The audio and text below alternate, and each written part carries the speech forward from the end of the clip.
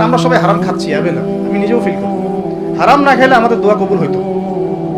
কাবা ঘরে দোয়া হচ্ছে বিগত প্রায় 40-50 বছর থেকে, আল্লাহ ফিলিস্তিনকে মুক্ত করে দাও, মুসলিম ভাইদেরকে সাহায্য করো, নুসরা নাজিল করো। আপনি দোয়ার কি বরকত দেখতে পারতেছেন? দোয়ার কি ইম্প্যাক্ট করতেছে? রিজিক হারাম, রিজিক অনেক সময় হারাম হয়ে যাচ্ছে আমাদের।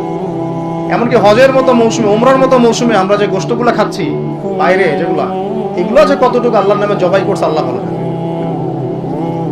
ভাবতে হবে তো, এগুলা পারতেছি না। আমি সত্যি বলতেছি যে আমরা হালাল খাইতেও পারতেছি না। মনে হয় চেষ্টা করতে হবে 100% হালালের উপর থাকার। যদি আল্লাহর নামে জবাই না করা হয় সেটা কি হালাল হবে? যদি আমার টাকার মধ্যে সুদ থাকে হালাল হবে? যদি আমার টাকার মধ্যে ঘুষ থাকে হালাল হবে?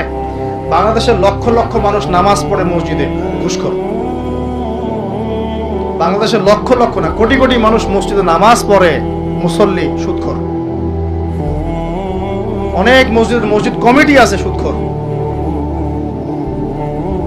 ভাই আমার কথা বলতে কোনো ভয়ে কাজ করে না, আর আমি কারো পরোয়া করি না, সত্য কথা বলতে, এক আল্লাহ ছাড়া। বাংলাদেশে লক্ষ লক্ষ মানুষ আছে মসজিদে নামাজ পড়ে সুদখোর, ঘুষখোর, দুর্নীতিবাজ, করাপ্টেড।